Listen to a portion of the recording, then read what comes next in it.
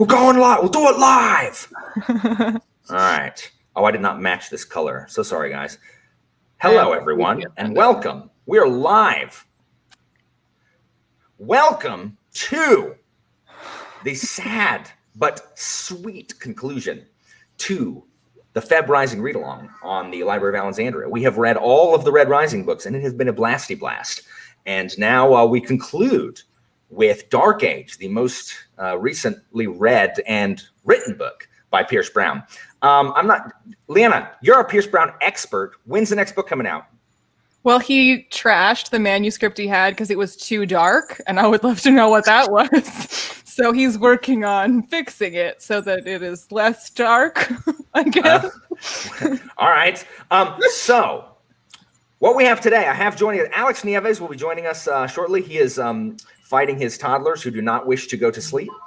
But he will be joining us when he finally puts them to bed. Since we decided that Alex is the Severo, I feel like this fits because I feel like Severo would have these problems with Electra and the other little That's probably true. That's probably true. But also with me, I have Leanna from Leanna's Library and Chase from Chase's Book Thoughts. I'll let them introduce themselves before we start non-spoiler talking. Charmaine, did you finish? Did you manage to finish Dark Age before this show, or are you still working on it? But Leanna, introduce yourself. Tell these people who you are. Well, I am Leanna from Leanna's Library, as Alan so accurately already said. What he failed to mention is that I am his nemesis. So it was quite a risky decision to have me on. This is a little bit Darrow working with the Jackal. I think we used to be nemeses, and like we're just not anymore. Like we You've finally seen the light. No, I think we just like a lot of the same books. I think you just hate some of the books that I like. And I tried telling you this before and you wouldn't believe me, and that's why we're nemesis. That's true. But I have too many other battles to fight. I have to put this one to bed. We can't be enemies anymore. So are we like Thor and Loki, where like we were enemies? Like I was a season 1 villain, but like yes, correct. That's what it is now. Correct. The show has moved on. Okay. Chase. I was going to say it's like Dr. Doofenshmirtz and Perry the Platypus. It's like they don't really hate each other. But which of us is the platypus is all I really want to know. I don't know. Alan has some Dr. Doofenshmirtz energy, so I think. Oh, if we were in Phineas and Ferb, yeah, I'd be Dr. Doofenshmirtz for real. Definitely. Yeah. So I'm Chase from Chase's Book Thoughts, and even though I don't post too consistently, I think that I'm cool enough you should subscribe to. Heck yeah. So I read a lot of the same books as Alan, and yeah. So yeah, these are both good people. Alex too. Sub to them if you're not subbed to them already. Chase just finished reading Folding Knife by KJ Parker, which was excellent. So good. So guys, we are going to Jimmy nuts. We are going to talk in non-spoilers first, but if you have not read Iron Gold, you should. I mean, it's going to spoil Iron Gold, but we're not going to spoil. We're not going to spoil Dark Age to start with, but then we will talk. But then we will talk spoilers. No, Jimmy Nuts, so nice. Thank you. Look at Jimmy Nuts throwing some confetti our way. That's nice. I'm not going to say the Nut God. Stop it. But you did say the Nut God. Gasp. That's called Praeteritio, perfected by the Roman orator Cicero. That's all true. Is this going to be part of your deep dive video on Red Rising and Roman lore? Does that appear at Red Rising? Sure. Yeah. Yeah. I actually had a connection I wanted to make about Roman like history and Red Rising, specifically Darrow, but I can wait to get to that. Nice. We'll talk about that in a minute. Hold that. Don't let me forget. So, ladies and gentlemen, Albert, who has stayed up late, it is midnight 30 his time because he's over in the UK, and Albert is the biggest Red Rising fan and Darrow stan. You'd never be able to tell from his avatar.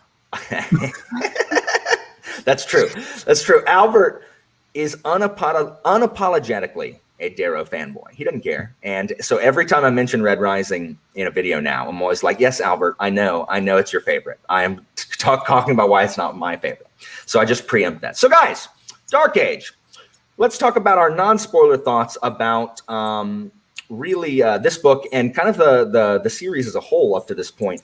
I will just start it off by saying that this was a dark book, but it wasn't as dark as I was led to believe. Like, I thought there were going to be swaths of like cannibals, like eating each other and like, you know, like pouring like liquid gold down people's neck holes. And like, I thought it was good just because everyone had warned me that it's super dark. Is it dark? Yes. Do you think if the people hadn't warned you, you would have thought it was dark? I think if people had not warned me how dark it was, I would have been like, oh my gosh, this is a dark book. But instead, it was just like Dark Matter. Everyone told me that Dark Matter was like life-changing. And it was good, but it was not life-changing. But I kept expecting it to be life-changing. So even when like the big dark moment happened, where the one everyone's talking about, like the big moment, I was like, okay, yeah, that's terrible. What's going to happen next? Yes. Well, so like I was still keeping it non-spoiler. I won't say who or what, but like there were a couple things like that I'd been semi-prepared for, not without specifics, but that I was just like more like for the type of thing that I'd be prepared for. But there were like littler things that were also dark that hit me way harder because those I was not prepared for. And I was like, well, no one told me this would be happening. Yeah. For me, like everyone just kept telling me, oh, this is the darkest book I've ever read. And, you know, it's really the darkest Red Rising book. I think we can agree. I think it's definitely the darkest Red Rising book, 100%. And this might be controversial, but I think this one's going to be darker than the third one is going to be. You think so? I mean, maybe he scrapped. I mean, he did scrap. I was like, it was gonna be. Like, pages. Hold on. Yeah. See, that's kind of along the lines of where I thought it was going to be, Jordan. I thought like by the end there'd be like Darrow might be standing and no one else. Like he just carved like a bloody path through the universe and nuked every planet. Like that's kind of where I thought, and it wasn't that, but it was. This is Albert's favorite. To me, I think when I usually tell people they're not ready for Dark Age, and I probably should explain what I mean by that. It's like, yes, it's very dark, so yeah, it's dark. But I just feel like it is also the most like out there in terms of introducing new things that you didn't know were a possibility in this universe at all, where you're like, what? That's a paradigm shift. What even is this? So like I was just like mind boggled the entire time being like, what is even happening? I really enjoy Dark Age, and it is my either my favorite or my second favorite after Golden Sun. So Golden Sun and Dark Age are pretty close. I really liked this book. Pierce Brown said that because like the two trilogies, you know, this is basically the Golden Sun of this new arc. Well, so he was like, for fans of Golden Sun, this will be now your new favorite here. And I was like, you're not wrong, sir. Yeah, me and Charmaine are on the same page. Yeah, exactly. I thought this book, other than the like second 150 pages, I thought the second 150 pages were overlong and unnecessary. And we'll talk about why in a minute when we get to spoilers.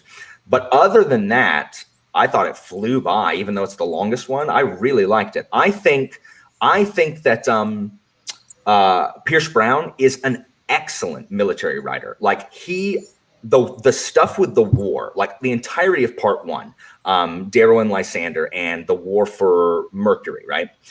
I thought that was so good. And then when we return there, you know, later, I think Pierce Brown is fantastic. Like he is top notch writing war and its horrors and the horrible things you have to do, and just like war strategy and tacticians trying to best each other. And it's not surprising because, you know, he reads, you know, he's just a big fan of that kind of stuff. Yeah, he studied Scipio and Hannibal and all that stuff. It's just, it's brilliant. And then there are parts of this book that aren't that. And those are the parts that I'm not the biggest fan of. You only want war, just the whole book. To be fair, the universe is at war. That's what the galaxy is at war. Like that's what the book's about. I'm just going to predict that your favorite First Law book is going to be The Heroes because it's just 3 days of battle. People keep telling me that. I agree. We'll talk about that in a second, Charmaine. Any other, what did Hillary say? What's her hot take? Morningstar is red. Iron Gold is number 2, Hillary? Incorrect. Yeah, I gotta say I don't agree with that. Hillary, those are hot. You're welcome to have those takes, but that's a hot take. Iron Gold is the second best book. Oh, okay. Hillary's accustomed. She's accustomed to having rocks thrown at her for her serious opinion. Golden Sun's still my favorite, but I think Dark Age is like right below that. I feel like each book has progressively gotten better in terms of just his writing craft. So I think like it's just a straight like chronological list if we're just going off his talent as a writer and how he's getting better and better at it. But my reading enjoyment has really never been higher than Golden Sun. I just think Dark Age is like mind-bogglingly well written, and it's just great to see that. But Golden Sun is the most fun. So Alex has joined us. We're just talking non-spoiler thoughts and kind of like where Dark Age sits in our overall rankings. And I agree with you, Leanna. I think his best writing. I used to notice in the first trilogy how terrible his like metaphors and similes were, and like he would be so inconsistent with like really good prose and then like the dumbest sentences like ever. And I didn't see that was gone in the Iron Gold and especially in Dark Age. So he has definitely improved as a writer, a technical writer. It was definitely noticeable for sure. Yeah, hat Alex. That is because my hair looks like this right now because I went to the pool earlier and it's terrible. Those are so weird. Yeah, I mean, that was the reason that I almost quit the first book because there were so many times that I was like, this is so juvenile. Like, what is he even trying to do? And then it was like, even book 1 to book 2 was like a different person. And then you get to the second trilogy and it's like, all right, like he really kind of gets going, understands what he's doing, and definitely seemed like a much better writer. And you can see when you read Red Rising, like, and you learn that he basically like rage wrote it for himself at the age of 23, and it was his own personal angst at like not knowing what he's doing with his life. I was like, yeah, it reads like that. Yeah, pretty much. I had to like prepare my grandma because I got her to read this series, and I had to explain like the fact that the first book was basically like hate written by Pierce Brown, and it reads like it, like you said, and it's written it's so choppy. Like the writing style is so choppy, and I was like, there's so many terms you have to get used to, and nothing looks the same as it does now, and you have to get used to that. But she's reading it, so What do you call your grandma? I call her Mimi. Mimi reading Red Rising. Chase, I like that Severo character. He's nice, but Darrow, he can do better than that girl. No. You don't think Mimi's gonna like Mustang best? I think so. She can do better than that Darrow. She really can, though. Let's all agree Mustang can do better than Darrow. Oh yeah, that's awesome. Though. I'm sorry, Albert, but it's true. Yeah, I was kind of surprised, Agreed. like how lenient Mustang was with Darrow's actions in this book. I was really surprised by that at first. Okay, so we're going to transition into spoilers, ladies and gentlemen, before we get here. Let's go ahead and get into yes, Urza, you will need to flee the premises as we are going to be discussing spoilers, but feel free to come back after you've read it. If you like Red Rising book that much, like, then you're good. Yeah. Although, I mean, my dad, with his he has more unpopular opinions than I do. He loved Red Rising and he DNF'd Golden Sun because he was like, it just became a soap opera, and I was like, excuse me. Your dad doesn't know. He doesn't know. He doesn't know. So, guys, spoilers. There's a lot to talk about. A lot happened in this book. It's the longest. They also get progressively longer. Yeah, way more than Iron Gold. Like nothing happened in Iron Gold, and it was longer. Iron Gold was a lot of setup for. Because Iron Gold is the first book that you get all these new characters. That's why, for me, real quick about Iron Gold. Initially, I was like, I'm not sure that I like this because I didn't like Lyria or Ephraim at all. So that was like two POVs that I was just not invested in whatsoever. I thought Lyria was annoying. Ephraim, I was just like, I don't care about this garbage person. Like, just get him out of here. And then I was like, please just give me more Darrow. And then in Dark Age, well, we'll get to some of it, but right as I started liking somebody, Yes. So, go ahead. I was just gonna say, for me, I didn't really like Lyria in Iron Gold. I kind of liked Ephraim. I understood that, like, Lyria's purpose to the story and the fact that she was supposed to, like, expose some of the horrors of, like, what happens when a new government comes in and they don't really care about you, and they just kind of give you lip service and they say, oh, we're here for you, but they don't actually do anything for you. And so I understood that, and I liked seeing that, but there was just something about her character. She just felt a little abrasive and it made it hard to get into her character. Like, Yeah. I had the reverse experience of you in Iron Gold, in that I kind of liked Lyria and I hated Ephraim. So Lyria in Iron Gold, like, I didn't mind her. She was annoying, but she just didn't feel like she had a ton of agency. Like, it felt like she was a prop that was, her only purpose was for us to see whatever she was seeing, like the whole kidnapping plot and all that. And then Ephraim is the edgelordiest, cyberpunkiest, Pierce Brown writing Jim Butcher / film noir like that I've ever seen. Like, I appreciate, because Leanna's about to say this, because every time I complain about Ephraim, she's like, well, he's trying to do something. I don't care what he's trying to do. I get that he's trying to do something different. I understand that. I don't even get to say my defense. No, because I understand that he's trying to do something different. I do not think he is good at it. I think Pierce Brown's strengths. Pierce Brown writes war excellently, and I think there are many other parts of the book, and y'all can disagree, and it's fine. For me, I do not think he excels at writing the film noir genre, or genre, as Alex Trebek would say. Ephraim is just who says that? Alex Trebek. An aside, every time there's a category where like something is in a foreign language, every time I'm like, well, no, he's dead now. But I would be like, wait, no, he's gonna say it's super extra. And then if the answer from one of the contestants was it, and he didn't get a chance to say it, he would just repeat the answer. Yes, he would. Yes, just so he could say it. That's one of my favorite things about Trebek. Always, my least favorite thing. Ephraim, he's just like, I don't like how.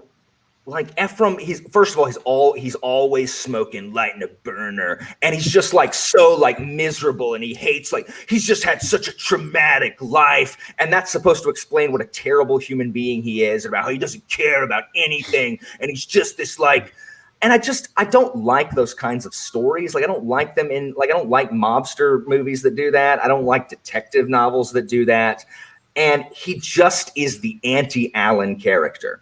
Now. He's also the anti-Darrow character, which is an interesting counterpoint to Darrow. Now, Seabach does not agree that Ephraim is edgy. I would love to know what character in anything you would define as edgy if Ephraim is not. Ephraim doesn't really seem like he's written to be like, to try to make it cool. He's like a massive like mess. He's like having a pity party, and it's kind of pitiable, and he's not got his shit together at all, and everybody's like, you need to get your shit together. He's not like the coolest cool who's got the jacket, and you're like, well, he's such a badass. He's written to be kind of sad, and you're supposed to feel like he's kind of sad.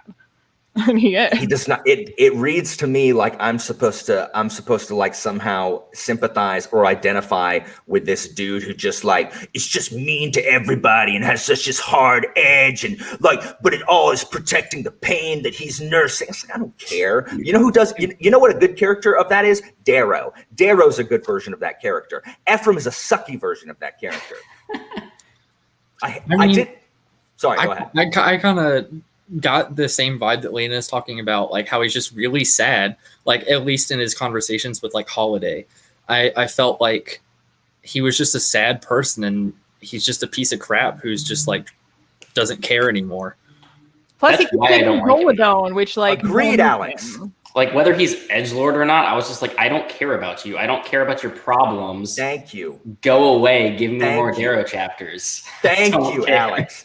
Thank you. In fact, the part that I didn't like, the only part in Dark Age that I didn't like, was the about 150 pages where Ephraim's hanging out with the Obsidians, because it was jarring to me, because it feels very transparent as, hey, Pierce Brown is like, hey guys, do y'all want to know the lore of the Obsidians?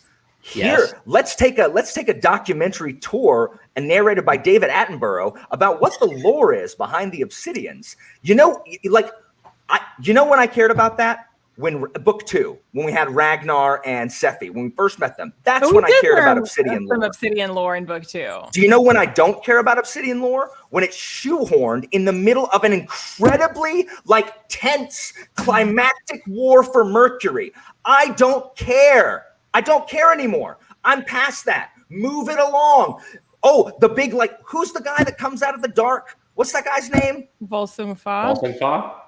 What did I call him? Fa Mulan? Yeah. Fa Mulan. When Fa Mulan comes out of, like, I don't care. Why do I care about this bogeyman? You know what bogeyman I do care about? Lysander and Baby Jackal. I don't care about Fa Mulan. Can we talk about Baby Jackal? Hold on. Before we do that, though, so Volsung Fa, though, who's pro Fa being like a big part of this story now?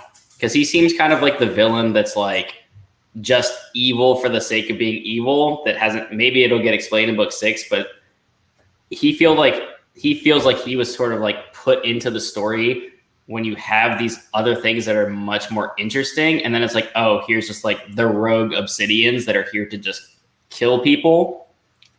He feels like an I evil. totally agree with that comment that you just put up, by the way. Which one?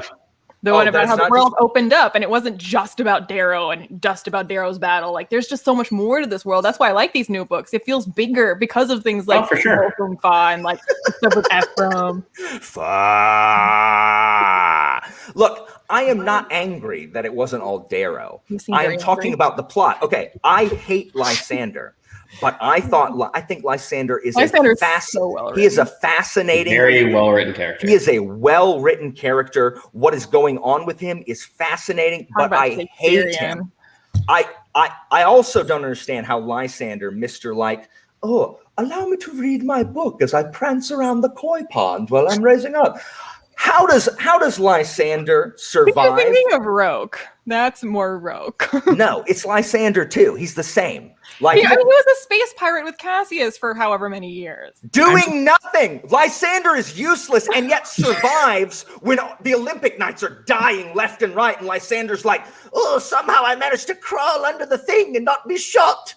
Like, I don't understand how he I survives. think Roke was tougher than Lysander. Yes, I agree with you. How I mean, Lysander is a little bitch. well, Lysander Yeah. didn't go to the Institute, did he? Right? He didn't institute No, that's why the way he Roke didn't did. earn his scar until Yeah. yeah. Until they basically were just like, here you He's go. a pixie. Okay, hold on. Jordan said, I didn't like that we get to the end of an Ephraim of City chapter, excited to leave, and then there's another one. Yeah, it was just really long, like his time of the thing. And Ephraim grew on me. He did grow on me toward the end. And Just in time to die. yeah, and I was That's like, literally how I felt. exactly. I hated him the entire time. And then I was like, oh, he's starting to, come around. And I was like, oh, so he's gonna die, right? And then Reading Yeah. his chapters made me feel like we should have got a Pax POV. Like I didn't I really probably care. will in book 6. Yeah, I didn't really care too much about Ephraim until like he died. Yeah. But, Like, now that we don't have Ephraim anymore, who do we think are going to get a replacement POV, and who will that be? I think Pax. Cassius? I think we'll probably get a Or Pax Pax. chapter. I feel Yeah. like Pax or Electra would be like the logical choice. Pax or Electra, though, we're gonna have to separate from somebody to get their own POVs, though, because otherwise it wouldn't make sense. Because a lot of them are together. Yeah, it'll I be think- one or the other. I don't think it'll be both. I also think we're gonna get a Severo POV because he's alone. So like we have to get that's- Severo, right? Yeah, so let's start talking about some of the High stuff that's enemy happening. lines. We're just like touching on these things. We're just like- naming characters. Yeah, I mean, so Victra. Victor is awesome. Said Victory. Yeah. Do you think we'll get a Victor POV? That would be awesome. I mean, I don't, because Probably not. like he can't. I mean, he's got to space out the POVs based on what's going on. You know what I Yeah, mean? Like, but she might replace Ephraim. but then kids are I mean, yeah, together. Wait, no. now. Who's the chick that went with Volsung Fa? Or are we just gonna get Lyria? Oh, and she's gonna Lyria. meet back up with her. Because Who- you have to get a POV of like kind of everything going on, right? who went We're with gonna get Volsung Fa? Lysander. Was that Lyria? No, Lyria is going to get who's the chick that Ephraim like was with or like trying to get to. that, Volga, right? Thank you, Volga. oh yeah. I love So Volga. like we could get a Volga POV or we can get a Lyria POV meeting up with Volga and then we'll get that. But Serhat, I agree. I love Diomedes. Like, even though he didn't do a ton in this one, I really liked him in Iron Gold. Okay, so let me ask. Oh, the red hand? Yeah, screw the red Yeah, hand. I that was love that cool. crap. we can I get into love all the major plot Hated points. because too, it was for sure. horrific. Was anyone surprised? Let's start at the beginning. Let's start at the Yeah. beginning with Darrow and Lysander and the war Your on Mercury. favorite? I thought it was excellent. It was so good. Like him, wanting to summon the storms, and then freaking Orion losing it, and critical mass, and essentially genociding, half the planet. That was so Whoopsie cool. doopsie. And it was awful, but it was so well written and just so horrific. And it's where people are like, Darrow, are you freaking kidding me? Like, because everyone doesn't know that Darrow, it's not on his orders, like that Orion went nuts. So people are like, are you freaking kidding me? Like, you're willing to torch the whole planet? And he's like, no, she went rogue. I thought that was all so good. So yeah, I thought Tongueless was going to be a big deal if y'all watched our Iron Gold one. Yeah. Dead in the first 30 pages. Yeah. Didn't matter at all.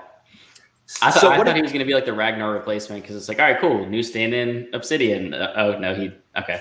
Yes. So what did you guys think of that first section, the war on Mercury with the tsunamis and everything? Well, I do like that it is that intense back and forth in terms of our POVs between Lysander and Darrow, that you keep seeing how this is developing, how the situation is developing from both of their perspectives, and how the tension keeps building for that reason, because like they're seeing the other side and trying to figure the other side out, and more than both of them. And I don't know, I just thought that was really I feel like the horrors of war stuff that Alan was talking about, I felt like we got most of that through Lysander's like chapters in the beginning, and especially when you never know that like you can lose someone who's like right next to you. When Seraphina That's so well done. I was gonna say that's what I told Pierce Brown when she just gets deleted like out of nowhere. That was great. It was like she was torn in half. I was like, I was shocked. Shocked they just killed, like he just kills Seraphina, like dead. Well, it was like, have you guys either read or watched The Expanse at all? Not yet. Okay, God, fine. It's in the first season, but something very like similar happens where a character that like you're following is all of a sudden just like, just gets their head taken off, and you're just like, oh shit, like. Seraphina was way too battle makes me horny. Like I thought she was going to stay around for forever. And then he just like blows her in half. And I'm like, oh. I'm guessing that she was pulled out of the hat and had to go. Yeah, for sure. That entire sequence was incredible though. And I know Bach mentioned it. My favorite part of this book battle-wise is when this right here. That was awesome. When they're like listening to the ground and there's like, what is that sound? There's like Drachenjägers, and I was like, oh shit! And then you just hear all the howling like out of the wind, and they just fucking tear through everybody. And Lysander's just like, oh my god. Charmaine knows what you mean with the Expanse. So you have one person who knows what you're talking about. Do you guys think that like Pierce Brown has like a pitcher of punishments that he just like pulls? Leanna says he does. He has a hat that he has all the names of the characters in, and that's how he decides who's gonna die. That's evil. Like originally he planned kind of like, obviously he doesn't plan, but he was kind of leaning towards having like Darrow and Pax be kind of these like buddy cop, like really best friends. And then he pulled Pax's name out of the hat and he was like, well, guess not. Pax is gonna die. Yeah, everyone is obsessed with talking about the meat carpet. There's a great YouTube video. It was like Dark Age in 5 minutes or whatever. He's playing clips of that was great. Playing clips of the audiobook. It's so funny. So is Alexander? Is he captured in the first section of this? Is that where? Yes, because he goes back. He goes back to save people from the drowning city. Yeah, and then he comes through and he's like buddies with Lysander, kind of, and then that's when that comes back around and. Yeah, but I think that's not till part. I don't think that's till part 3. He dies at like the end of the book. Pretty sure that was the end. Yeah. This is before that's part 4. Like, You're right. Part 4 was excellent because it's just picking up that battle at Mercury. Oh my god, Pierce Brown! Like I give him props. Like I am. Although he did straight up rip off Dune with the Mind's Eye. That's like 1000%. Absolutely.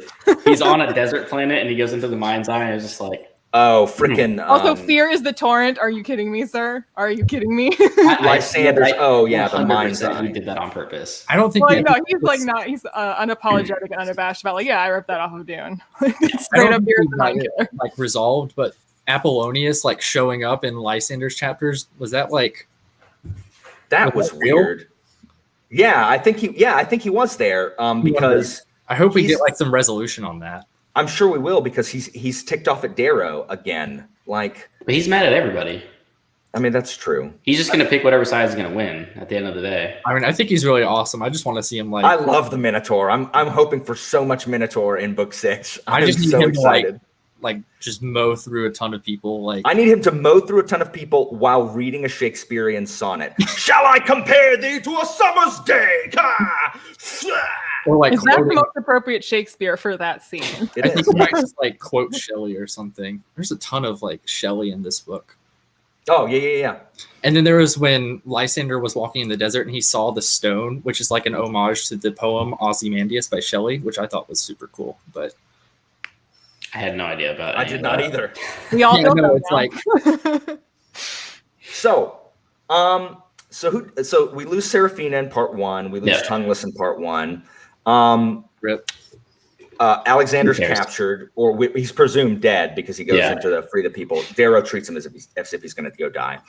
Then we get to part 2, which is where we pick back up with Ephraim and we get some Lyria, where Pierce Brown has clearly played the game Dead Space. Because I'm just like, oh my gosh, is this freaking Dead Space? Or like it's half Dead Space, half Alien with like the chest busters Yeah. and like the face huggers and stuff. Yeah. Well, That's Lyria's bizarre, where the So freaking bizarre. where the freaking like you The know fig. yeah, they're crawling on the ground and stuff with the evil, the weird obsidians from beyond the void. That And hold evolved on, apart. does that make Volson Fa like 700 years old? Didn't they flee the void like back when the Golds first took over? Yeah, I think he said that, right? So he's like 1,000. Probably. Well, he's taking up the name. Oh, This is a thing you can do. That is what it sounds like. If you ever listen to any of the audiobook, that's literally how that sounds. is it really? And if you're playing it sped up, it's hilarious. Yes, we do lose Orion. I thought, that was. I just Man. need Pierce Brown to write like a horror novel. Like, He please. could do Yeah, it. he was pretty well done. I think he said he was leaning towards like a fantasy meets Indiana Jones as his next project. That could be cool. And I'm like, But- I'd read anything you write, sir. So whatever, sure. So, what did you guys think of the revelations we get about the Obsidians, what they're doing, what Sephi is doing, why she's sitting there not helping the war effort? Thank you, Sephi. You are embarrassing your brother. You're embarrassing. I think Volsung Fa feels the same way. Yeah. I mean, fuck the Obsidians at this point, honestly. Oh, Just Atlas. all Oh, around. one thing, and I voxered Leanna about this. Thank you for mentioning Atlas. So one thing that got ridiculous in Dark Age as far as the writing style, I can only be afraid. Like, you can't keep making every new antagonist larger and more violent and more terrifying. Like, it just stops having an effect. Like, every single time we meet someone new, Volsung Fa, Atlas, who's the other guy? Who's the Lysander's cousin? Atlas's son. Who's that? What's that guy's name? Oh, Oh, Ajax? Ajax. yeah. All of these, and every single time we see them, it just talks about like, oh, they're enormous and they tower over, and they're always threatening, like, if you don't do this, or I'll get revenge and I'll like rip your eyes out through your eyelids, and then I'll like cook them on the skillet, and then I'll shove toothpicks through them, and then I'll slowly peel every skin cell from your body while getting a cauterization torch, and then your dog will be like out eating your corpse while I like pee I can't on believe it. you memorized all of that. It's like every single time they threaten with some more and more like ridiculous over the top As Jordan violence. points out, Baby Jackal Yeah. is not I was bigger. about to say that's where they balance it. Baby And Jackal. also the Figment he just- isn't bigger, it's just new and bizarre. I'm not talking about that. I'm I'm talking saying about it's not every like new threat isn't big. There was one new big threat, but like there's also Ajax, new like, little threats. yes, but I'm talking about starting from Red Rising, going all the way through. Every time there's a new gold or obsidian, they're bigger and tougher and more violent than the last one. And it stops having the desired effect at some point. For me, maybe y'all don't give a crap, but I was just like, seriously? Oh no, don't threaten to kill me and grind my bones to dust, Volsung Fa. Or Well, I mean, the Unshorn or whatever did it I too. feel like the first trilogy was really consistent with the villains, but this one doesn't really feel Because that. it was the golds. Yeah. Well, I mean, like with the Jackal specifically, but Yeah. I just felt like with this, it was like, oh, there's one more thing. Oh, there's another thing. Oh, there's another thing. Like it was thing after thing. And while I enjoyed some of it, I didn't love the Baby Jackal crap, but like Baby We're gonna talk about Jackal Baby Jackal in a is second. weird. I did really enjoy like the scene with Sephi and Volsung Fa. I feel like that shows you that he's not to be screwed with. What, you like getting bloody gold? No, I just feel like if a villain shows up, like he needs to he needs to Like have actually enforce his will and kill somebody. Not just He has a to bunch of actually be posturing and threatening. Well, 'cause like she's like sitting on the throne and they just destroy all of her guards, and he's just like, yeah, I'm actually just stronger than you, and I'm gonna murder everybody. Yeah. So Charmaine here with a different take. Like, I understand, like I do understand why Sephi did what she did, but at the same time, I don't know. This is like, okay, you like either you make a fist, like, and I'm quoting Tagana here, which I just read some of. You either make a fist to fight your enemy, or your enemy is going to break one of your fingers, each of your fingers individually. Like, I get it, Sephi. I know you don't like being thrown at the enemy and used as cannon fodder. You can't win by yourself. Yeah. Plot twist, you can't win by yourself. Guess what? They didn't even throw an army at you. Volson Fa just rolled up in there and cleaned your clock. Now, do I like Volson Fa better than Sephi? No. In Sephi's defense, unlike her people, she was willing to adapt how they do war. She was entertaining the idea of having Ephraim teach them how to do basically guerrilla warfare and not just be like, we're just gonna stomp in and be big and fight. Like, actually, I know, but on their own, without the Republic or the Society, like the Obsidians they're not numerous enough. They're not. No, they're not. It's a bad strategy, but also like she answers to people who have very specific ideas, and she has to walk a fine line to keep their loyalty. Yeah, no, I get it. I get it. I was disappointed because the lack of the Obsidians is causing Darrow issues. The Sephi is now dead. When I liked Sephi, I didn't like her. I didn't want her to die, but now she's dead, and so now we got the freaking rando Obsidians led by Fa. So. Who is that again?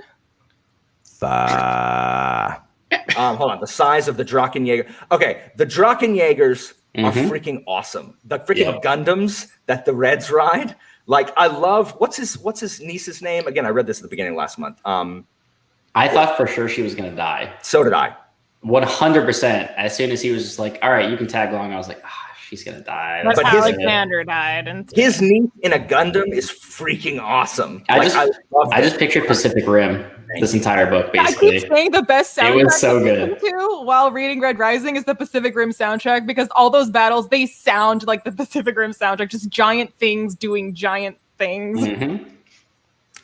Okay, so Charmaine transitions us into the other part of part 2, which is the Mustang POVs, which is the first time we get those, which was awesome. And we also get a lot of the inner workings of the Republic and the how ineffective the Senate is. And when I was reading this section, I was just like, this is exactly how the Roman Senate was. Absolutely inefficient. And anybody it's inefficient, and there's moles everywhere. So it's like it's set up to fail. Yeah, like it can't function because everyone is. It's so corrupt and just so divided. And no wonder Caesar just ignored them and said, "Guess what? I'm just gonna go do it anyway." Sorry, guys. How do you feel about how like the military battles went down? I feel that way about like the Day of the Red Doves, how that was written. That was so visceral. No, I agree. I liked the political stuff. It was just before, that was all before Ephraim's chapters. I loved that stuff. And did y'all see that coming? Because it's the Red Doves? Yeah, them the people turning on the Senate and like not in the way that they did it, where they like rioted the entire crowd into a frenzy and just started hacking people to bits. Like Daxo. Yeah, Daxo he got wrecked. I'll be right back. Y'all keep going. Daxo's death was one of the more violent ones, just because that was the one that hit me the hardest, because I was not expecting it. Because I was like, oh, there's gonna be deaths, of course. Like, I'm ready. Like, I was like, okay, maybe Severo will die. I'm emotionally preparing myself for that. But then, like, out of nowhere, Daxo's head gets kicked around like a volleyball. I was just like, oh my god. Go ahead. As soon as Dancer started coughing, I was like, no. Yeah. I started, because this happened in Golden Sun too, like where I was getting Red Wedding vibes, and I was just like hearing like Reigns of Castamere playing like as I'm reading the scene. It was kind of happening the same way in this, where like exactly like Dancer starts coughing and you're just looking around, like you see like all the shiftiness happening and like people start getting sick, and I'm just like, uh-oh. So like I figured something was gonna happen. Like Mustang I thought was gonna get captured, or like Daxo would get killed. I didn't think that there would just be like 100 peasants just like hacking at people, and Yeah. like Mustangs getting shredded. Daxo just gets hacked to bits, and like didn't he like he was like killing people with other bodies? Didn't he like use somebody's body as a weapon at one point? Just like beating the shit out of people Dude, with it. Daxo was wrecking folks. It was I mean, nuts. Daxo didn't even get like an easy death. Like No, that's what I'm saying. it was just like he had his head had to be like hacked Like hacked off slowly, like, for a while. like Rob Stark, And then got tossed Great. around. No dignity in death. Which again, like to your point when you were mentioning how like even though it's totally different from the Red Wedding, that like that vibe as a reader, the fact that like his head getting kicked around reminded me of like what they do with Rob, where they sew the wolf's head onto his body. Yeah. It's that same like guys, indignity. our whole audience has not read that. Like, we got to be careful with like huge. I mean, we're technically spoiling the show, which nobody's gonna watch. Oh, okay, So- maybe. I just Well, want show be it. to. alpha forever. I don't Um, know about the Red Wedding. what I love about like the Telemonuses, I love their loyalty. They are loyal, And you keep loyal. Killing the SOB. Telemonuses. Can we leave them alone now? They've suffered enough. Kvax, he avoided it. Kvax, he's still alive. He's still All going. his children are dying. I mean, that is unfortunate. And now, the who's his daughter that's over there with Darrow? She's still alive. I didn't say Thraxia? all his children are dead, but Yeah. he's lost Was it a few. Thraxia? I mean, he's got a lot of kids. So he can lose a few. Some of them are gonna die. Okay. Yes, like I love Kvax and I love Mustang. I think Mustang's brilliant. Well, I love their She's a relationship great with character. Mustang because he's more of a Thraxia. dad to Mustang than her dad ever was. Yeah. Mhm. Well, because everything to Augustus was just a game. Yeah, he was a. This is accurate here. Yeah, that's very true. We must beware. So what I did not like, and this is what, never mind. I discussed this in Iron Gold. All of the Darrow being terrible events are bleeding together. So Darrow was fine in this one. Okay. Crest I don't- converted. I don't understand why the Senate does not get that like the society has to be driven off of Mercury. Like, if you don't, they're just going to use it and Venus as a base, and they're going to take you out. Like Have you ever heard of Congress? And you Yeah, know yeah. how hard it is to get them to understand why you need to do something. I mean, ASAP for your Yeah, own but good. our Congress loves war, so our Congress wouldn't have any problems. Like, They'd be like, y'all need some ships? Cool. seriously. I mean, I was getting like some Gallic noble War line. vibes. Do what? I was getting Gallic War vibes, like specifically like the Battle of Alesia and like how Oh, how Caesar was like trying to, smoke out Vercingetorix and, builds the wall in front of him. And he's basically stranded there and he's waiting to get hit. And then, he ends up winning. But yeah, I was actually getting Second Punic War vibes with Hannibal being stranded in Italy, waiting for frickin' reinforcements from Carthage, and just like, Well, spoilers, guys. Come on. sorry, and like, there's so many battles fighting in Italy when Hannibal's there, but the problem is no one can win any of them except Hannibal. He's got like 7 armies in Italy, led by people of the other tribes or whatever. But Hannibal's the only one who wins any. So every battle that's fought not with Hannibal, they lose. But Hannibal wins every single one. But he can't be everywhere at once. And so that's what it felt like. It felt like to me, like without Darrow commanding, stuff is falling apart. And he's sitting there waiting for the freaking Senate at home. Like, you need to send us troops. It was just. I mean, I feel like in this book particularly, there were like some major parallels between Julius Caesar, at least during the Gallic and Civil War, Definitely. Yeah. like to Darrow. I mean, considering that he was essentially like a rogue and just going out and doing whatever he wanted, and the Senate is Definitely. like, and the way that the Senate was treating him specifically, at least talking about him, that felt like a pretty big parallel to me. Definitely, it felt like a combination because like Albert's saying is I want Darrow and Mustang to go full Caesar and just Yeah. say, you know what, we're just gonna in charge now. Deal with it. ignore the government. And does that make them? I mean, they are now because the Live government's long enough to dead. become That's the true. enemy you were fighting. I mean, I love these really complex political things because like it's just so hard because like I'm in favor of the republic. Like I approve of the republic In theory. and it's so civilized and it's fair in theory. In theory.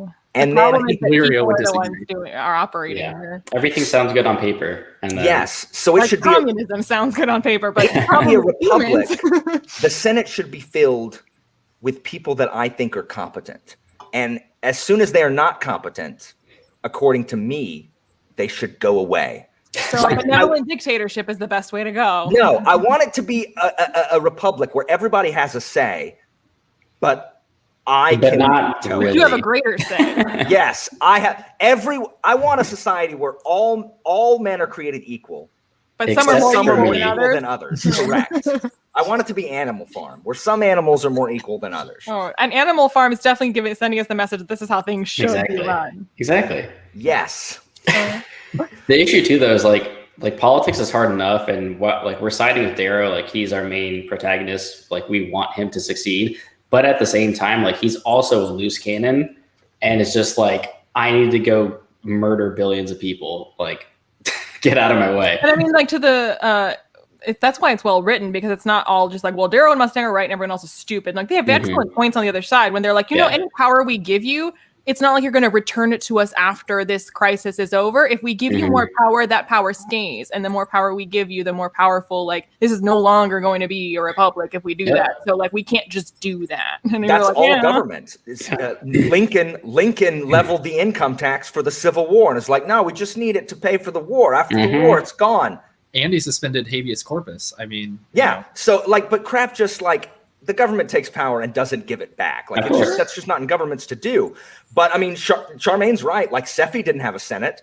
Mustang could do that too. And Albert, I agree. Because when you're trying, the problem is when you're reading these books, like you're rooting for the protagonist. And in this, it's Darrow and Mustang. And we know what Darrow wants to do. And we are on Darrow's side, meaning anybody who is in the way, even if we're trying to not be authoritarian dictators, they're in the wrong because they are stopping our boy from winning the freaking war. Because Lysander needs to be ground into paste. Well, then was it Iron Gold or Dark Age when Darrow's like trying to leave planet with Severo and what's his name? That's Iron Gold. Okay, but like that's one of those moments where you're just like, oh, like you can't do that. Yeah. Where I they think that's killed one of the the best Edward things about Darrow, at least in these last two books. It's like sometimes it's really, really hard to agree with what he's doing. You see Well, why also just, like, it shows the in theory, like when you have this like great populist hero who's like he's led this rebellion, you're like, well, yeah, he's our hero and he's in charge and we follow him. The trouble is you follow him in wartime when he's rebelling against the baddies, but now that he's in charge and he's supposed to be leading by example, he's not the example that we want to be setting for how like a peacetime government is supposed to go. No, because Darrow's a He's noob. an animal of war. Yeah. And the thing is, they talk about it. Is like the problem is like you can have all these ideals that you want. The problem is idealism doesn't win wars when the other side isn't going to Doesn't play by care. those rules. Like the society doesn't give a crap about the republic's democracy and everybody having No, a they say. do the typical politician thing of like, we'll reach across the aisle and we'll talk. It's like, yeah, but the other side isn't listening. Exactly, They're which gonna is bend what to their Darrow was will. trying to tell them in the last book. I don't think Atalantia really cares if Virginia's like putting something up for debate. Like Exactly. And so that's the problem is Darrow is hamstrung in his ability to win this war. And again, in real life, it's different because obviously we care more about human life in real life.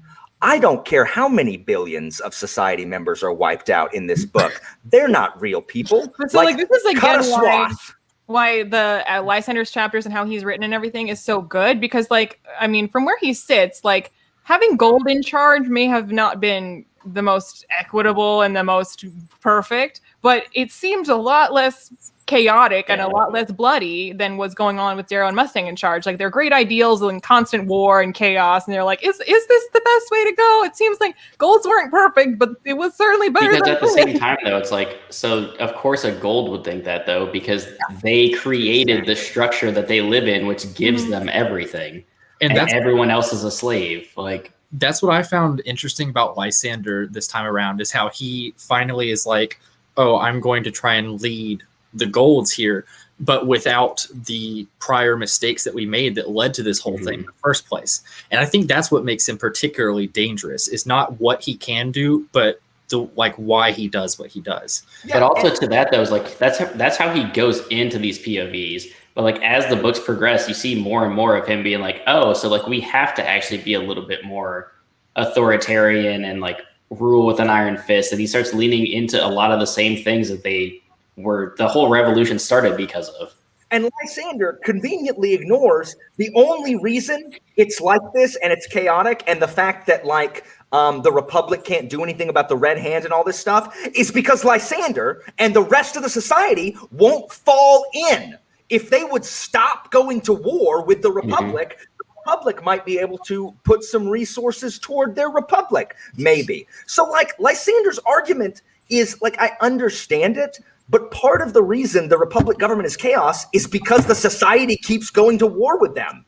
I mean, he's also never been in like a real position of power, so I don't think it's like Lysander has gone to college, and so he has the internet and is now an expert at everything. That's Lysander. I'm in college too, so yes, I know, but you're not walking around saying that you know how to rule the world now like Lysander. That's true. Everybody like, oh, I did my research, I Googled it, and you're wrong. Like, oh, thanks, Lysander, thanks.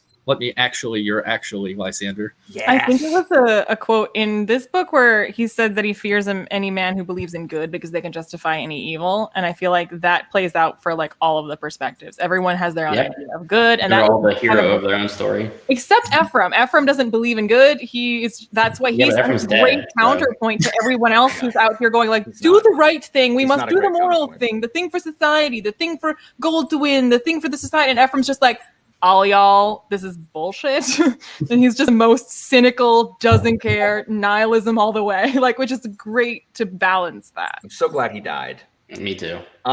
So Charmaine makes a good point here. Mustang mentioning it in her speech. The Senate is quick to abandon the Free Legions out of fear of losing the freedom that the Free Legions won for them. Hey, thanks for the freedom. Sorry about your life. Ugh, that's true. That's just frustrating. You know what doesn't really make sense to me is how Atalantia is like so determined to just overthrow the Republic and destroy it, but she's doing what she wants anyway. Like, she's going to get to do what she wants no matter who is in charge. Like, she doesn't care about what anybody has to say.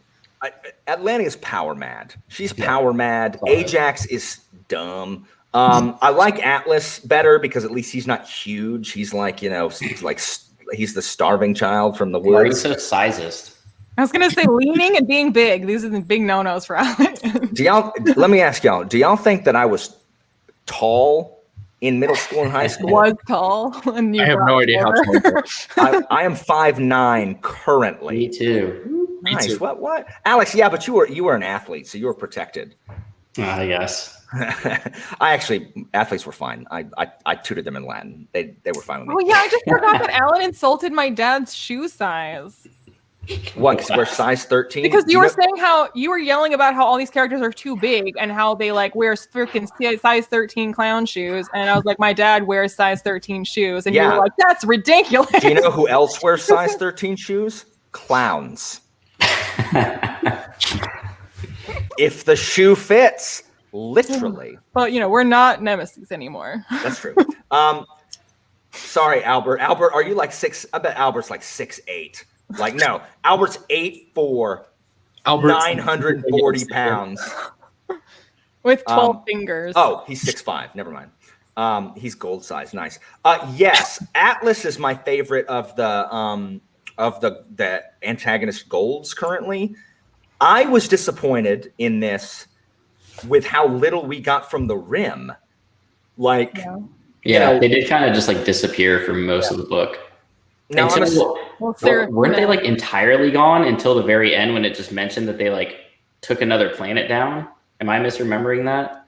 they were gone until I don't remember. I know Diomedes is like, I know it mentions that they're still allied with, but it didn't mention Dido at all. And I thought she was going to be a huge deal from Iron Gold. You know, Romulus's wife. Yeah. And But I she- mean, like this part was all to do with like the battle and the war on the like boots on the ground, and she wouldn't be Yeah. involved in that. And whereas Yeah. all of like actual political stuff was all focused on more like Mustang, where Dido wouldn't be Yeah. involved. Well, because that was Oh, the whole yeah, thing, they took right? It was her. like, That's what it yeah, is. Because they sent like 2 people and they were just like, well, really, this is it. And then there's like a paragraph at the end of the book that was like, well, the Rim and so took down Earth. And I was just like, oh. And then Like, didn't they meanwhile, hide Cassius too? Okay, so was anyone surprised that Cassius was alive? who else would it have been? It had to be Cassius. Yeah, I it had wasn't to be surprised, but like that didn't I really like it. take away from my enjoyment. of the Oh, scene. not at all. I was so happy when my boy Cassius was I was back. waiting for Cassius the entire book. I was like, when just show up. Like, what do you It was and like then- it was like 2 a.m, like 3 days ago when I got to that part. I screamed Cassius in the middle of the night. I was like, yes. That's one of the reasons I'm excited about book 6 is that we'll get to see our Because boys Six was going to reunited. end with Darrow dead and Cassius back with Mustang. That is my stop, prediction. stop. Oh, no, no. no. Those are hot, Leanna terrible told me the takes. full Cassius is gonna marry Mustang and raise Pax, and no. That's how this is No. going to go down. Why else is No. Cassius still around, still alive, and back, and in good graces? And Darrow is slowly falling. Severo is probably psychoed out. So Severo's going to kill Darrow, and then No. Cassius is going to be with Mustang and raise Pax, and it'll be like a semi-hopeful ending. We already know that Darrow- Darrow's gonna. Here, let's get into some of this. Darrow's gonna die, right? Like he Yeah, has to. and Cassius will end up with Mustang. At the end of 6. Stop. Stop it. Yeah. I mean, maybe. Yeah, I guess Darrow has to die. He has to. I mean, he does. But what's gonna happen? Like if they win the war, He's gonna be. There's Is gonna be Darrow- statues of It him. would be awesome. is Darrow gonna be Thanos and just wake up every morning So, happy well, to well see a hang great on, planet? guys. So our main antagonists that are going to be like the prime, the leader of the society forces is Lysander. I mean, we can pretend whoever's in charge, whatever. Lysander is being set up as the leader of the society, while Darrow is the leader of at least the Republican forces, if not the Republic itself. Let's say Darrow and Mustang are the leaders of the Republic. One is the civil head and one's the military head. Like, are both of them going to die? Are we going to lose both Lysander and Darrow? Is Yes. the Republic going to win? Do you think the Republic will win, but both Lysander and Darrow will die doing it? I I don't think think Lysander will die. Lysander is beginning a redemption arc, and in book 6, he's gonna start to be a good guy and die trying. Because we ended Dark Age with Lysander getting that bombshell dropped that like Mhm. he was lied to, and that his mom was actually like a reformer, and Yep. that he's actually as the cover, so like the visual metaphor of like he's in a den of vipers, and he's gonna start to. He already was questioning Gold and already thinking I can lead Gold to be better than they were because they weren't doing things right, and now he learns this, and he's like. I just really worry that could be rushed. I feel like that might be really rushed unless the book is like It's gonna be like 1,000 It's gonna pages. be like 2,000 Yeah. pages. Have you read I was supposed to say, have you read Dark Age? The book is thick. So, that's what I That would want to be see, awesome. Charmaine. That is what I want to see. Is Cassius carving a bloody meat carpet from Lysander's happen. corpse? It's too Not obvious. gonna happen. I don't care. I'm gonna do it. I wanted him to do it anyway. In I would fact, like I'm- to see it, but I'm going to email Pierce Brown right now. I agree. I want Severo and Victor to make it out. So, I don't think both of them make it. okay, guys. So let's predict. Who do you think will survive of the characters we have now? Who do you think survives I book think 6? Mustang will survive. Mustang, maybe Cassius. Cassius has Mustang, really been almost dead too many times. You can't. yeah, He's Yeah, gotta be I don't think you bring Cassius back to kill him. No. That would feel like why? If I'm he- with Charmaine. I want Lysander to turn harder in. Oh, trust me, I don't want him villain. to get a redemption arc because I hate him, Yeah. but I think he's going to. like if they pull a Kylo Ren with Lysander, I'm not I mean, happy. Sophocles. Well, of course. Sophocles. Yes. Well, Sophocles Sophocles is gonna be the 7. big There's bad. already been so many Sophocles. Oh, that's true. So I am concerned. So, like, I agree that I think Mustang's going to stay alive, but I don't want to see. What I am concerned about is that We haven't talked about Baby Jackal at all. we'll get him. We'll go to him just next. There's I a am lot con- in this book. I'm concerned that it could go the other way, to where Mustang is killed, and that sends And Darrow, Pac. Arrow just completely And that You think he'll lose sends- Pac and Mustang? and that sends Darrow over the edge, and he goes full on war criminal, and like he becomes like there's no longer any kind of morale, because he's always wrestling with what's the right thing. I don't want that to happen. I don't want Darrow to end. Maybe up that's what happened in the manuscript that Pierce Brown was That like, he "This ripped- is where it too went too dark. dark." I'm gonna rip this up." Okay. Yeah, the fact that he ripped up 250 pages or whatever because it went down a path that he didn't like because it was too grim. It's like, Do y'all think this is true? Do you think Kavax is going to bite it? I will cry. I mean, probably not. If he does, it'll be like a deathbed. Like he's just like not like in a grim, violent, and he's not gonna be killed. Like he might just die. See, I could- would hate so this right here. I could see that based on what Leono's saying, and it could either be Cassius or Severo if that happens. Like they have to put him down. What if Severo has to put Darrow down? Well, that's what Leona's been saying. Darrow, because Darrow's gonna. I don't know if it's because Leona's Darrow's been saying that crazy, to me but- for weeks, Guys, where it's just like Darrow's going to be a lost cause, and Severo's just going to finally have I'm to not put him sure down. I could read that book if Severo had to put Darrow down. Like my emotions are beginning to. Well, so hold on, embroiled. Darrow there right now. Darrow still has a sword through his chest, doesn't he? Like, are they just going to go find a carver and like Isn't it whatever like he's like? lung or something? He's healed now.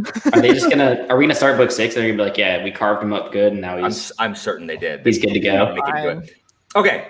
2 things we need to talk about because we're at an hour. 2 things we need to talk about though before we leave. We need to talk about chair. Baby Jackal, and we need to talk about freaking Victor's baby, which And we the did not chair. talk about. Well, there's not much to say about What Victor's chair? baby. The The chair, pandemonium chair. the what? pandemonium chair, the brainwashing machine, Oh, I forgot about the And the pandemonium psycho chair. spikes. and the fig, And the or thing. whatever it is. Oh crap! These are All like right. the biggest, most like what moments. And we haven't talked about. All right, let's go. Let's go. All right, first All right. let's do Baby Jackal first. Well, let's do baby Victra nailed to a tree. That was just a giant like why? What the? This is disgusting. Why did I you mean, do this? that was a little too dark for me. Like why did that need to happen? And in that way, like I feel kind of heartless though, because I think it's because like it's not a character that like I know that I'm invested in. Like I just read that and I was like, well, that's horrific. But like Daxo's head getting kicked around, I was like, oh no. But a baby nailed to a tree, I'm just like, well, that is horrifying. here's how it was for me. I was in a restaurant waiting to order my food when I read that part. And then you didn't eat. It took me a minute, but I yelled. I looked over to my girlfriend. I was like, "There's a baby that just died!" Like, Didn't die. Dying is putting Spreading it that mildly. and she was like, "What?" I was like, "It got nailed to a tree!" Like, Oh my gosh! Everybody and was joking with me because before I had read this, everybody was just like, "Did you get to the tree yet?" And I'm like, "What tree are you talking about?" And then I got to it, I was just like, "Oh, okay." Was it It's really not the tree. was it the red hand that did that? Right? It was the red hand. Yeah, they captured him or captured Victra and then just like That's the one thing that I love that Sephi was doing the Lord's work is carving the freaking red hand from Mars. Like I hate them way more than I hate the society. oh yeah, okay, so dead baby, fine. All right, baby Jackal. How about Baby? Okay, so of the new antagonists, I may be the only one here. I liked Baby Jackal because I Well, you and I loved the talked about Jackal. it, and I was like, I don't like Baby Jackal, but I like the like opportunities that are created by bringing Yes. in Baby Jackal. I like that Baby Jackal Baby is. Jackal. He's not as good as original As Jackal. Jackal. Like Yeah. he's just too he's too He's a wild emotional. card. Yeah, he is I a wild love card. those moments where like Mustang is purposely saying things and confirming his suspicions that he's been fed like an altered version, like Yeah. heroicized version of who Adrius was. And she was like, Adrius like hated people and he was doing all this out of bitterness, not because he thought he was better. He didn't give a shit. Like that, he wasn't some like heroic guy. And she was like, he hated You're all right, the people that Sherman. worked for him. And he's kind of like, oh, thank God, because I definitely hate them all. Yeah. So yeah, I mean, there could be a redemption arc. I like I like his. If it wasn't a clone, like I like that character because he'll be interesting. What I hated was one that it was Lilith, and just the 4D chess that had to have happened for him to be like, okay, so they're going to overthrow the society. They're going to launch I'm going to be launching nukes. Before all this though, I'm going to clone myself. Lilith's going to carry my baby of myself. I'm going to store all my memories on some hard drive to put on this clone. I love the Jackal. It made no goddamn sense. I'm sorry. Well, to have the It makes foresight only to be slightly I'm more going to put all sense the than conflicts. Palpatine coming back. What? See, I feel like there was some merit in it, like what we've already talked about. It felt like, if you guys have seen Invincible, it felt like something that happened later on in the season, like in terms of a character. I'm not gonna say, but I really liked Virginia's interactions with Baby Yeah, Jackal. those are great. And But why does he exist? yeah, Like the fact of Baby Jackal is cringy and soap opera-ish, and it's like a telenovela, and you're like, but why? But then the individual, the conversations that are created by his existence are fascinating. Yeah. Baby Jackal reminded me of Achilles' son, who is just a really pompous jerk. Oh, you mean who is it? What's freaking Achilles' son name? Pyrrhus or Neoptolemus? Yeah, I agree.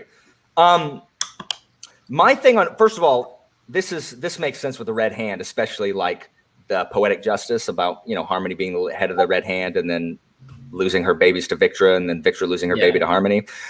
But I like Baby Jackal, but only because I was force-fed Baby Jackal. I also don't really like the fact that they brought him back. I don't really know why that had to happen. But since he's here, I'm happy the Jackal's back because I do like the Jackal. I would have preferred him stay gone, but you know what? I can't control that. So I'm just going to embrace my time with the Jackal. For a relatively dumb concept, it was executed as well as that could possibly be executed. Yeah, I agree. I agree. I see it I could have forgiven it. I feel like I could have forgiven it more if someone else had done it.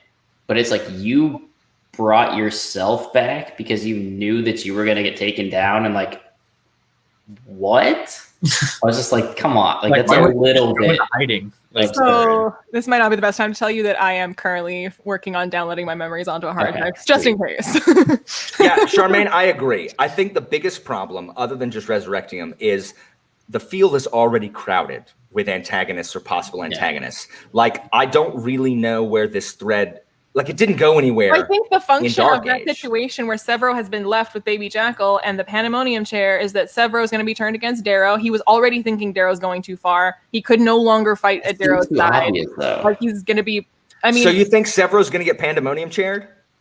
I think Pierce Brown loves doing I think the fact that we're not going to get a Severo POV, and the fact that we already know Severo has doubts about the direction Darrow is gone, we also know there's the possibility of a Pandemonium chair. So if Severo shows up and is willing to put Darrow down, there's the question of, has he been Pandemonium chaired, or does he really think this, and does he really want to put Darrow down? And that you won't know because you don't have his POV. Isn't someone on their way to save Severo? Isn't someone going to save Severo, or am I wrong? Am I misremembering that? I think we tried. When they picked up Mustang, they're like, look, we sent some people in, there's no guarantees, and we got to go. But he's, as far as we know, he's still there. And I think Mustang was like, Victor, I tried. And she's like, I know. Okay, but we're going to. There might be a team going to save him, but.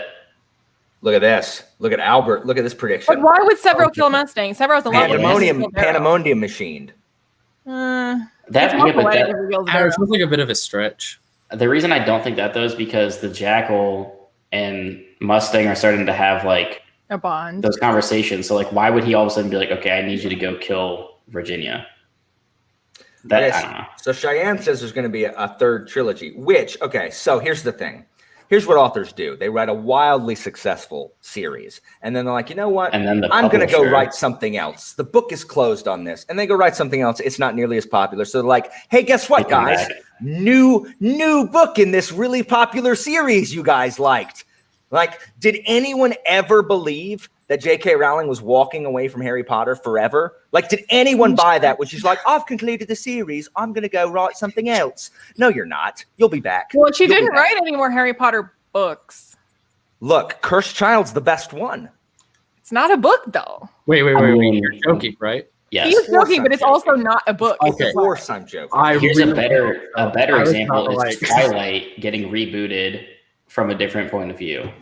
To be That's- Did you write fair, all of Red Rising from Severo's POV? Midnight Sun was supposed to be a book like right after Twilight closed, but then someone leaked it, and she's like, "No one can read this now," and so she like canceled it. For Plus, also E.L. James 15 then years. was like, "Well, I have this brilliant, completely original idea where I'm going to write 50 Shades of Grey from Christian Grey's perspective. No one's thought of this before." And you're like, Oh "We my see you. gosh. We know what you're doing."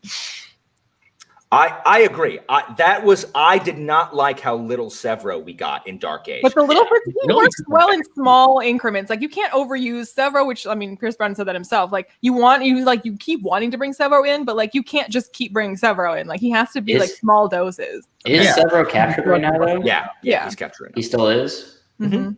Okay, here's the thing, Leanna. I disagree.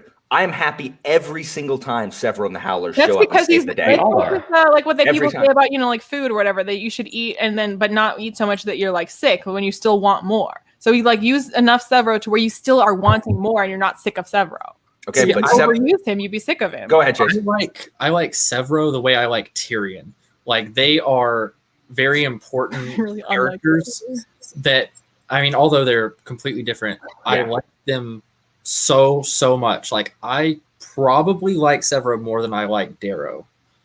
Just That's- not that I can understand that. not that I find him more interesting, just that I like him more. Same Yeah. with Tyrion. Random side note: Did you guys care about the Howlers that got cooked in the That was oven? Gross. Was that Oh, like, in the iron Yeah. cow, right? was that like impactful to any of you of like those character deaths? I was more like, look at Pierce Brown trotting out an ancient Roman punishment. I read that and I was just like, oh, that sucks. Okay. Anyway. Here's the thing. There was I just don't so really- much dark stuff in the book that like there's like that's like on the lower level of like dark stuff to you I can't mean, turn it up to 11 for it all the I time. like Clown and Pebble Yeah. and Severo. And that's, I mean, I can't keep track of I don't have an emotional bandwidth for anybody else. Like, I got them. And, if Pebble dies, I'll be like, that sucks. And if Clown dies, I'll be like, oh, that sucks. If Severo dies, I'll be like, what's Pierce Brown's address? Well, a lot of us talked about that in the first trilogy when he When died. Severo fake died. And I was just like, no, like, he has to come back. I don't care how he does it. I don't know, Charmaine. But Lysander's chapters are so good. They're so Lysander's going to be in so much of book 6. But the thing, like, I just how is book 6 going to wrap up, though? Like, there is so much I going told on. you how it was going to wrap up. Okay, stop No. it. There's so much going on, and there's so many enemies. I just hope that Cassius kills Lysander. That's all I'm asking for. I want that too. Like, I want that. I just want someone that is to literally kill all I'm asking for. Lysander. So we've heard predictions for book 6. I don't know how it's gonna have to be long. Like, he's got too many. It's going to be really long. too many threads in the air. Or too many balls in the air. Too many threads loose. Too many heads. Too many heads. in the He's got too many Daxo heads in the air. Sorry, Leanna. Oh, Daxo! Hold on. Dancer's dead, right? Dancer got shot, correct? He got poisoned. Poisoned. Oh, poison. That's right. Dropped up the lung. He Because died it wasn't. horribly. It wasn't Dancer. It was the copper, right? That was the traitor, right? Wasn't it the Yeah. copper guy? Yeah. He was working with. Who was he working with? Lilac or Lilith or Oh, however. it's been a while. But yeah, It's no, just- you remember Dancer had that whole scene with Virginia, and like Severo came in, and they finally they were like, "Oh, like you're not Yeah. who we thought you were," and I then was sad Virginia Theodore was dead. set the whole thing up of like, "You're going to help us," and then they went into the Senate thinking like, "We got this," and then everyone started Yeah. dying. You know Yeah. who Lilith reminds me of? Harley Who? Quinn. Yeah, Yeah, To wow. Jackal's Joker. Yeah. 100%. Yeah. I also, the final thing, I don't like Lysander getting one over. no, I thought you were just going to say There's more. Lysander. I don't like Lysander getting one over on Darrow. I do not like that He didn't deserve it. Like in Darrow was combat? taken by surprise. No, at the end with the whole like smuggling guys into the city. I hated that because I So bad. thought that Darrow Would have been smarter. than bringing anybody he doesn't know in. Like, I don't care that Alexander vouches for him. Get out. Like, get out. And how did he figure it out? But I mean, the reason that he took Lysander in was because the guy that he needs was very pro, not knowing it's Lysander, was like insistent, and he's very temperamental with his like needs. So he was like, look, if this guy says he needs this kid, whatever, I guess. Colton, that is unacceptable. Gross. That is an Gross. unacceptable. No. That is I don't like Darrow I delete dies, that I message. get it, but that is not okay. If Lysander kills Darrow, so help me. I will be voxering everyone in this chat right now. And oh my I god, would such rage if that crap. happens. I will have some words for Pierce Brown, that's for sure. Surely Pierce Brown's not going to do that to us. No. Surely. What if he Nice. did that in the draft that he threw away? Realistically, though, like, what do you think is the end of like not just necessarily like a character POV? Like, what does the world look like at the end of book 6? I mean, he could pull a Morning Star, and it's like it kind of sucks, and there's like a lot of But they win. like they win barely, but there's like still some hope there. Well, I think like at the end of Morningstar, it won with them alive and now to be like scheduled to be in charge. Versus now, I think it like maybe they quote unquote win because like enough of the enemy is dead to where only the Republic really can stand. But all of the people who were leading the Republic, and not just Darrow or Mustang, but like a lot of like the Senate, a lot of the people who were in charge are now dead. So it has to be new people, and now they've inherited it fresh, basically, kind of like tabula rasa, because like everybody who was, you know, corrupted by these war times, everybody who had these ties, everybody who had these loyalties, everything is just kind of dead now. So like Charmaine's Lysander hate is legendary. Like, like she hates him so much. What if the Rim were the last one standing? What if Dido and the Volsung Fa will be the last one standing. it ain't gonna be no Volsung Fa. It ain't That's gonna the be, last Do word you of the think he'll book. die? Do you think Volsung Fa will like bite it? yes, I think Fa's gonna bite it in a big battle. He's the between least someone. interesting villain. Yeah, He's gonna like die. Fa gonna. But I could see the Rim being one of the last people standing and being like, "Hey, cool," because you know Dido. Like, there's no way we're done with Dido. Like, there's no way. Yeah, because they're going to side with Darrow somehow. I hope so. I mean, there's too many. And at the end of book 5, I was like, okay, how can they possibly win without either a gigantic Deus Ex Machina where something just comes out of nowhere and saves The them, fig. Where did the Or- fig come from? or there's some kind of faction change? Because there has to be someone has to switch sides, Yeah. because Darrow and them are just way too outnumbered. Yeah.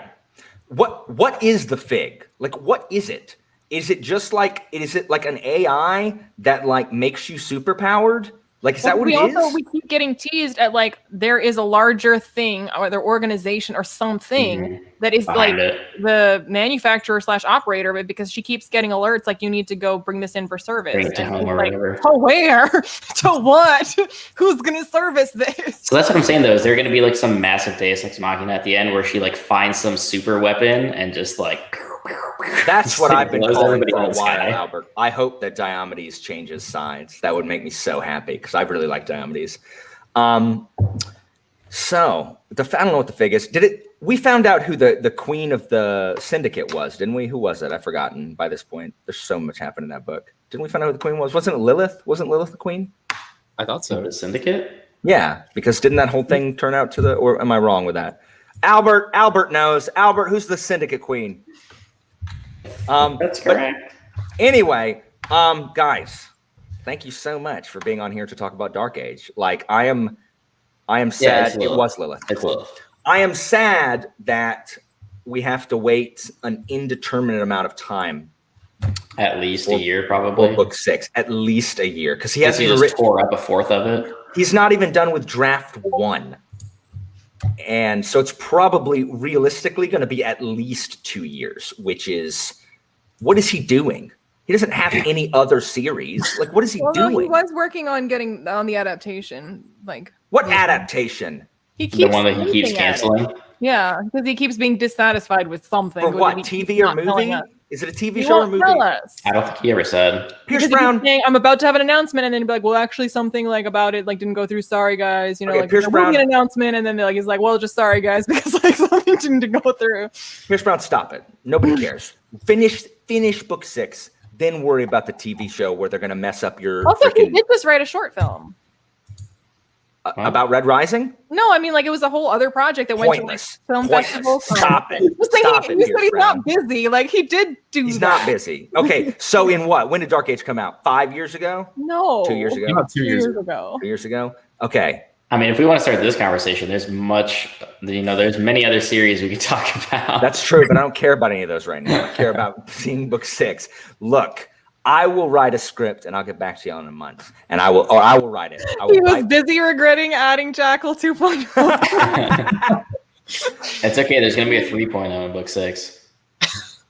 an article saying, I mean, 2023 is probably the earliest. Yeah, I we'd mean, see Winds it. of Winter is also coming out this Christmas, right? So Winds of Winter is never coming out. Doors You of should never Stone is do coming out this fall. No, I'm it's just saying, not. whatever date you read is fabricated. Leanna, I'm That's my so point. sorry because Rothfuss is on his way to your apartment right now to throw rocks because you cannot mention Doors of Stone or he will find you and throw rocks. That's at you. only on his Twitch stream. Oh, okay. Anyway, guys, this was everybody in the audience. Thanks so much. Everyone who's read along this freaking series. Well, you it's been still a have to blast. read the Sons of Ares graphic novels. I do There still you need go. to read them. I don't own them, There but I you need to go. get them. Because if you guys didn't know, there are Sons of Ares graphic novels that shows how Fitchner became Ares. And which is- warning, well, everyone here has read Dark Age, but I mean, the second Sons of Ares graphic novel, he says you shouldn't. I haven't read it, and that was why, because he said it has spoilers for Dark Age. So if you've read only up to Iron Gold, Yeah. then you shouldn't read the Sons of Ares too. Okay, well, anyone still on the stream who hasn't Yeah, read they're Dark fine. Age? Well, is I a mean, I fool. guess you can spread the good word to other people you know about that. But I want to read them as well. But yeah, so it'll be, it'll take Sanderson will finish the no. Red Rising series. or, Oh no, that would be terrible. Jermaine, I don't have them yet. I want to read them though. But this has been a blast Really? reading the series. I would not have prioritized the series if not for the read along. So I'm glad everybody voted on it, and I'm glad we read it because it was really, really good. Like I didn't love every book, every minute of every book, but I think the series overall, I really, really, really enjoyed. And I'm so excited for freaking book 6. And, What do we think it'll be called, and what will the cover look like? Because we had white and then gold. Is it going to be just black?